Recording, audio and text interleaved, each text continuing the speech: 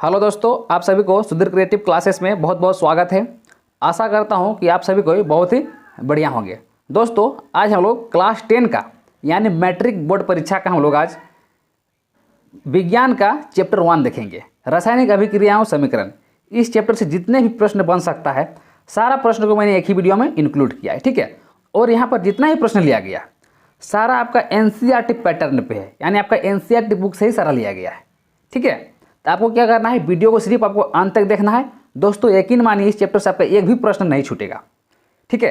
दोस्तों बहुत सारे बच्चे बोलते हैं कि चैप्टर समझ में नहीं आता है।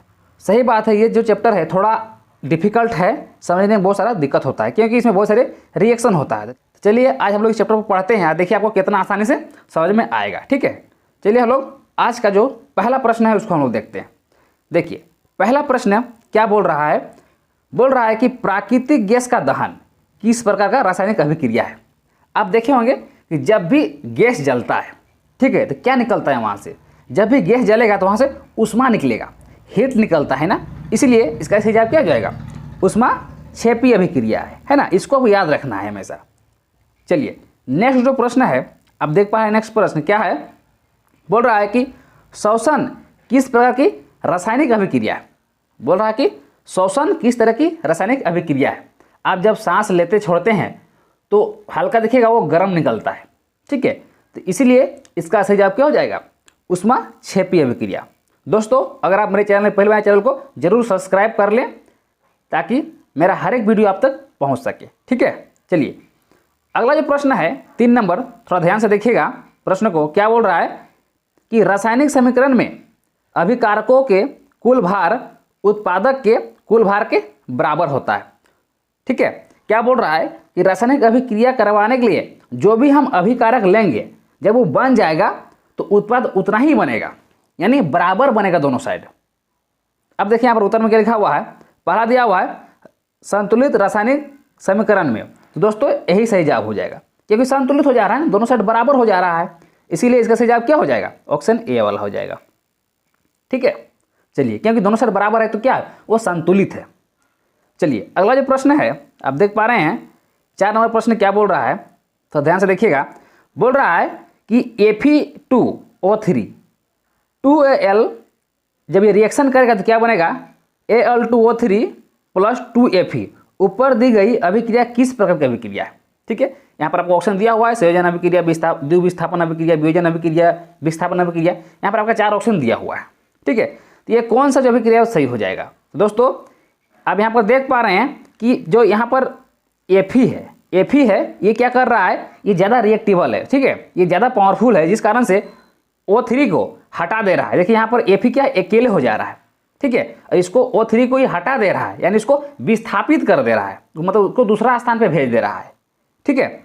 इसीलिए इसका सही जवाब क्या हो जाएगा, विस्थापन अभिक्रिया हो जाएगा, ठीक है। सारे प्रश्न थोड़ा आप समझने की कोशिश कीजिएगा क्योंकि ये जो चैप्टर है थोड़ा सा हार्ड है ना। अब रट्टा मारेगा तो फिर एग्जाम में नहीं बन पाएगा क्वेश्चन इस चैप्टर से। देखिए अगला जो प्रश्न है 5 नंबर क्या बोल रहा है, निम्न में कौन ऑक्सीकरण नहीं है, ठीक है।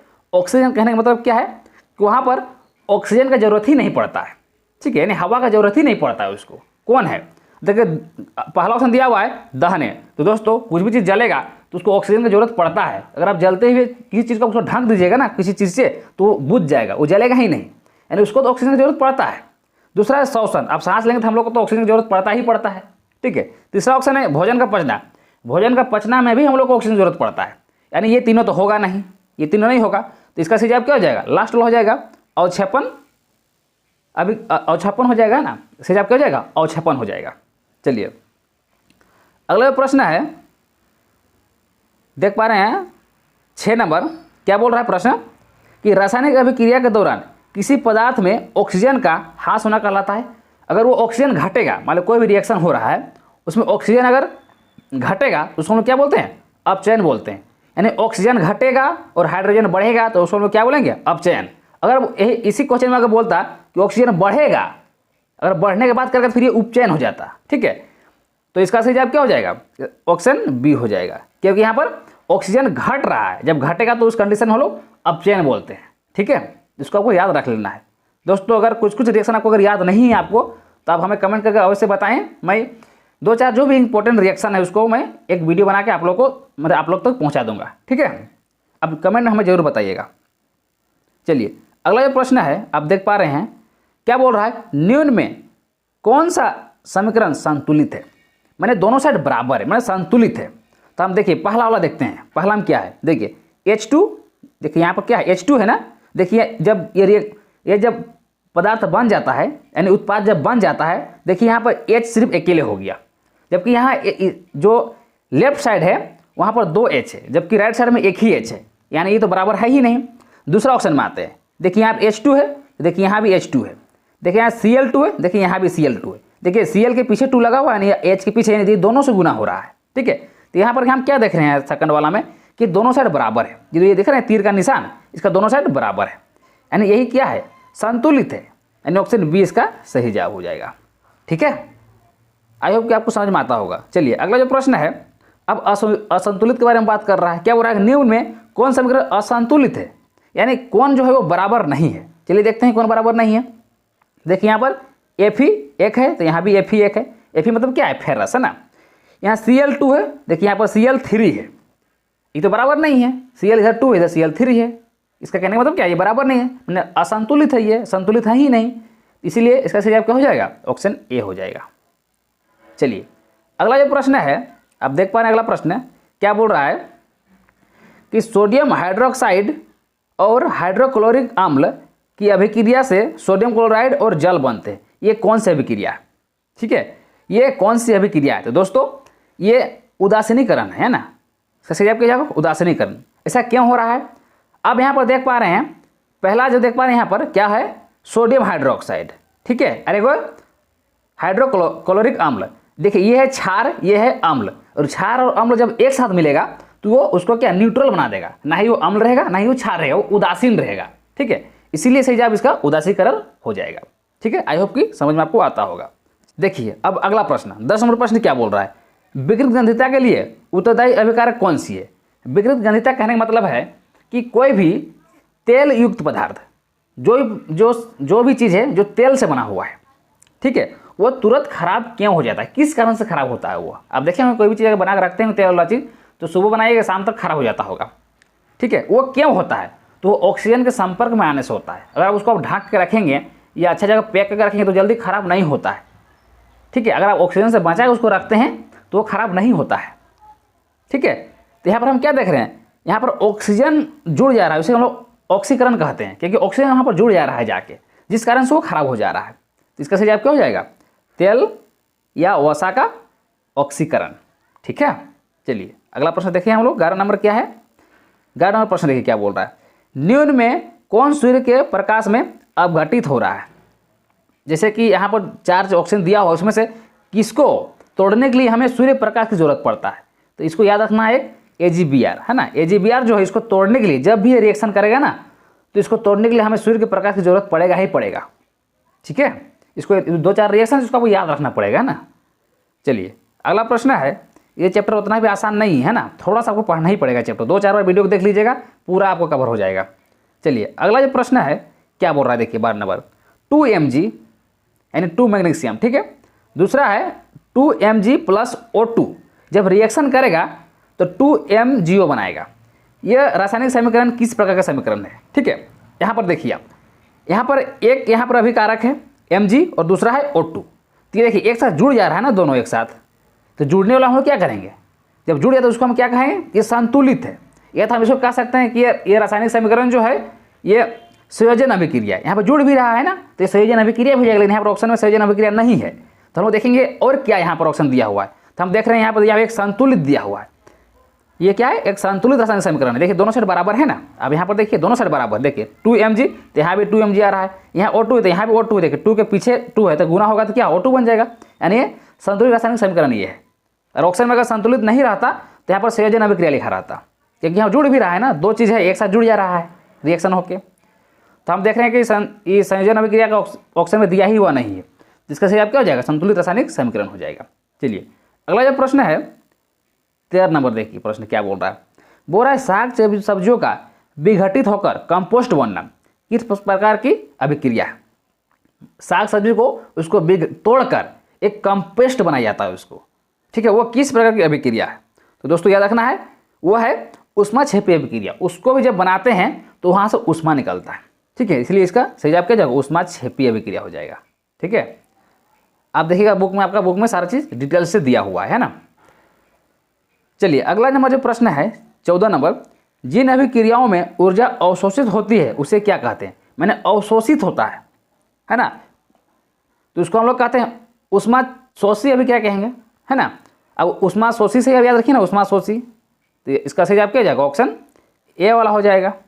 ठीक है, अगला प्रश्न है 15 नंबर, देखिए क्या बोल रहा है, वे अभिक्रिया जिनमें अभिकारकों के बीच आयनों का आदान प्रदान होता है उसे क्या कहते हैं? माने अदला बदली होता है, तो उसे हम द्विविस्थापन कहेंगे, यानी दोनों तरफ से अदला बदली होता है ना, दोनों तरफ से आदान प्रदान होता है। आदान प्रदान कहने का मतलब क्या है? जितना हम दिए कुछ भी चीज़ तो आपको उतना देना होगा, मैंने आदान प्रदान हो गया, उसे कह देंगे ना, यानी द्विविस्थापन है, दोनों तरफ से ये लेन देन हो गया, इसलिए इसका सही जवाब क्या हो जाएगा? द्विविस्थापन अभिक्रिया हो जाएगा। देखिए दोनों तरफ से, यानी द्वि मतलब क्या था? दो, दोनों तरफ से लेन देन हो गया, उसको हम क्या बोलेंगे? आदान प्रदान, इसी को हम लोग द्विविस्थापन कहते हैं। ठीक है, चलिए अगला जो प्रश्न है 16 नंबर, देखिए क्या बोल रहा है प्रश्न, किसी पदार्थ की ऑक्सीजन से अभिक्रिया कर जलने की क्रिया को क्या कहते हैं? बताइए, ऑक्सीजन से जुड़ गया और जलने लगा तो उसको हम क्या कहेंगे? दहन कहेंगे। वो जलना, दहन करना मतलब जलना ही होता है। अब सुना होगा कि राम का दहन होने वाला है, राम जलने वाला है, इस तरह अब सुने होंगे। तो दहन होना मतलब क्या था? जलना होता है। ठीक है, जलना, जब कोई पदार्थ ऑक्सीजन के संपर्क में आता है और वो जलने लगता है उसको हम क्या कहेंगे? दहन कहेंगे। चलिए अगला प्रश्न, फिर देखिए एक प्रश्न फिर पूछा यहाँ पर कि श्वसन किस प्रकार की अभिक्रिया है? अब श्वसन जस्ट पहले देखिए, श्वसन के ऊष्माक्षेपी है, हम लोग सांस लेते हैं छोड़ते हैं तो हम लोग को देखिए हल्का गर्म हवा छोड़ते हैं हम लोग, है ना, इसलिए ये ऊष्माक्षेपी होता है। तो आपको इसको याद रखना है कि ये ऊष्माक्षेपी होता है। चलिए नेक्स्ट जो प्रश्न आप आपको स्क्रीन पर देख पा रहे हैं, क्या लिखा हुआ है कि भोजन का पचना तथा पकना किस प्रकार की अभिक्रिया है? देखिए भोजन पचेगा, भोजन का पकाना, ये क्या कौन सा अभिक्रिया है? दोस्तों याद रखना, ये ऑक्सीकरण अभिक्रिया है ना, ऑक्सीकरण, क्योंकि भोजन का पकाने में भी हमको क्या है? ऑक्सीजन की जरूरत पड़ता है ना, और खाना को पचाने के लिए भी हमको ऑक्सीजन की जरूरत पड़ता है, इसलिए ये ऑक्सीकरण हो जाएगा। ऑप्शन सी इसका सही जवाब हो जाएगा।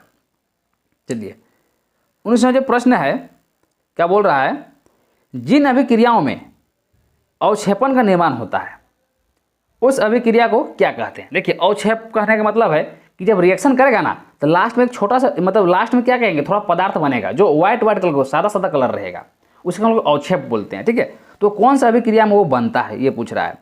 तो दोस्तों याद रखना वो अवक्षेपण अभिक्रिया में बनेगा। अब नाम से ही देखिए ना, अवक्षेप, तो यहाँ पर देखिए अवक्षेपण लिखा हुआ है, तो नाम देखिए दोनों का मैच कर रहा है ना, तो वही इसका सही जवाब हो जाएगा, है ना। अवक्षेप मतलब वही जो व्हाइट कलर का लास्ट में बनता है, उसे हम लोग अवक्षेप कहते हैं। चलिए अगला जो प्रश्न है 20 नंबर, देखिए 20 नंबर प्रश्न क्या बोल रहा है, देखिए 2 mg + O2 मिलेगा तो 2 MgO हो जाए, बन जाएगा ना। यह किस प्रकार की अभिक्रिया है? इससे पहले भी था ना, देखो उसमें क्या था कि संयोजन अभिक्रिया को मैंने ऑप्शन दिया ही नहीं था, देखिए यहाँ पर दिया हुआ है, इसका सही क्या हो जाएगा? संयोजन अभिक्रिया हो जाएगा। प्रश्न सेम है, वहाँ पर संयोजन अभिक्रिया का ऑप्शन दिया ही नहीं था। ठीक है, यानी प्रश्न को आपको किसी तरह से ही पूछ सकता है, आपको कॉन्सेप्ट क्लियर करके रखना है। ठीक है, चलिए अगला प्रश्न है, देखिए 21 नंबर जो प्रश्न है, उपचयन अपचयन अभिक्रिया को क्या कहते हैं? ये बहुत ही फेमस प्रश्न है, ये बहुत बार आता है। ठीक है, तो इसको हम लोग रेडॉक्स अभिक्रिया कहते हैं, जिसमें अपचयन उपचयन दोनों होगा, यानी ऑक्सीजन जुड़ेगा भी और ऑक्सीजन का ह्रास भी होगा, यानी वो घटेगा भी बढ़ेगा भी। इस तरह की जो अभिक्रिया होता है उसमें उसको हम लोग क्या कहते हैं? रेडॉक्स अभिक्रिया कहते हैं। आपके बुक में पूरा उदाहरण के साथ और डिफिनेशन के साथ दिया हुआ है। ठीक है, इसके बारे में। चलिए अगला जो प्रश्न है 22 नंबर क्या बोल रहे हैं, देखिए संक्षारण किस प्रकार की अभिक्रिया है? संक्षारण मतलब क्या होता है? देखिए बहुत सारे जो मेटल होते हैं, जैसे लोहा, क्या होता है वो जब हवा के संपर्क में आता है तो क्या हो, जंग लग जाता है। ठीक है, तो क्या होता है, हमारा संयोजन होता है, हवा क्या आके जुड़ जाता है, तभी तो वो संक्षारित हो जाता है। और लोहा हम देखते होंगे आके वो जुड़ जाता है हवा, और वो संक्षारित हो जाता है। मतलब क्या वहाँ पर जुड़ रहा है ना, ऑक्सीजन कहाँ पर, मतलब हवा का वहाँ पर, हवा क्या है, O2 वहाँ पर जाके जुड़ जा रहा है, यानी संयोजन हो जा रहा है, यानी जुड़ जा रहा है। संयोजन मतलब क्या होता है? जुड़ना, है ना। चलिए अगला जो है 25 नंबर, आप देख पा रहे हैं, अंगूर का किण्वन करना एक मतलब किस तरह का एक परिवर्तन है? अंगूर का किण्वन करना, तो ये एक रासायनिक परिवर्तन है। कौन सा परिवर्तन है? रासायनिक परिवर्तन है। ठीक है, देखिए ये रासायनिक परिवर्तन हम लोग किसको कहते हैं? रासायनिक परिवर्तन हम लोग उसको कहते हैं जिसको हम लोग वापस नहीं बना सकते हैं। जैसे कि मान लें अंगूर को अगर हम उससे अगर हम जूस निकाल देंगे या उसको हम जूस बना लेंगे मान लेते हैं, तो उसको फिर हम अंगूर नहीं बना सकते हैं। उसको हम लोग क्या कहेंगे? रासायनिक अभिक्रिया कहते हैं। और भौतिक उसको बोलते हैं जो वापस बन जाएगा। जैसे मान लेते हैं कि पानी है, जब उसको हम फ्रिज में रख देंगे तो बर्फ बन जाएगा, फिर वहाँ से निकाल देंगे तो फिर पानी बन जाएगा, उसको हम क्या भौतिक कहते हैं। तो यहाँ पर वहाँ पर जो बोला गया इस प्रश्न में बोला कि अंगूर का किण्वन बोला ना, अगर अंगूर का उसको हम पूरा का सुखा देते हैं, किण्वन बना देते हैं, या तो उसको हमको जूस बना लेते हैं, तो दोबारा अंगूर बनेगा नहीं बनेगा ना। इसलिए क्या होगा? रासायनिक अभिक्रिया हो जाएगा ये, जिसको हम दोबारा वापस नहीं ला सकते हैं। चलिए अगला जो प्रश्न है बोल रहा है कि जिंक तथा लेड कॉपर की अपेक्षा क्या होता है? देखिए जो जिंक है और लेड है, ठीक है, वो कॉपर के अपेक्षा क्या कम क्रियाशील है कि अधिक क्रियाशील है कि समान क्रियाशील है, इसको बताना है। दोस्तों याद रखना ये अधिक क्रियाशील है ना। जो जिंक तथा लेड जो है ना कॉपर से अधिक क्रियाशील है ना, दूसरे से अधिक बहुत जल्दी रिएक्ट कर जाता है। ऑप्शन बी इसका सही जवाब हो जाएगा। ठीक है, चलिए अगला प्रश्न है 27 नंबर। इस प्रश्न में क्या बोल रहा है?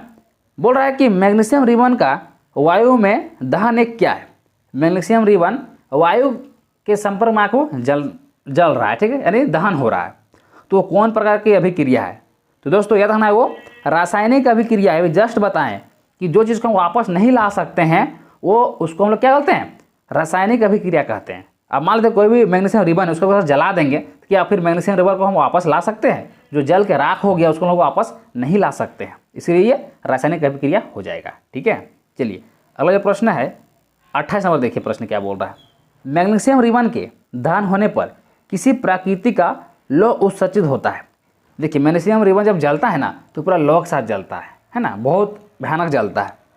ठीक है, तो वो किस तरह दिखता है? जब जलता है तो उसका कलर कैसा दिखता है? तो वो सफ़ेद चमत्कार हो जाता है, मतलब सफ़ेद चमत्कार टाइप का दिखता है थोड़ा। ठीक है, आपको इसको याद रखना है ना। चलिए अगला जो प्रश्न है ये बहुत ही इंपॉर्टेंट प्रश्न है ना, ये प्रश्नों को थोड़ा आपको ध्यान रखना है। संगमरमर का रासायनिक सूत्र क्या होता है? संगमरमर आप सुनेंगे, संगमरमर से क्या है? ताजमहल बना हुआ है संगमरमर का पत्थर से, वही संगमरमर का यहाँ पर बात हो रहा है। ठीक है, तो इसका रासायनिक सूत्र क्या होता है? तो इसको ऑप्शन हम लोग सी में टिक लगाएंगे। क्या है? CaCO3। इसको क्या बोलते हैं हम लोग? संगमरमर बोलते हैं। ठीक है, तो आपको इसको याद रखना है, कुछ आपको याद रखना पड़ेगा, है ना। चलिए अगला प्रश्न है क्या बोल रहा है, देखिए रासायनिक अभिक्रिया के दौरान किसी पदार्थ में ऑक्सीजन का योग क्या कहलाता है? देखिए इससे पहले जस्ट आपको बताएं, कोई भी अभिक्रिया जब होगा जब ऑक्सीजन जुड़ेगा, ठीक है, जब ऑक्सीजन जुड़ेगा तो वो उपचयन हो जाएगा। क्या हो जाएगा? ये उपचयन हो जाएगा। यही अगर ऑक्सीजन का अगर यहाँ पर जोड़ने की जगह ह्रास होता है, घटता, तो फिर ऊपर वाला ऑक्सीजन हो जाता, अपचयन हो जाता। ठीक है, लेकिन यहाँ पर क्या है? जुड़ रहा है, यानी ये उपचयन हो रहा है। ठीक है, चलिए अगला प्रश्न 31 नंबर प्रश्न देखिए क्या बोल रहा है कि बाजार में बिकने वाले चिप्स की थैली में से ऑक्सीजन निकालकर उसमें कौन सी गैस भरी जाती है?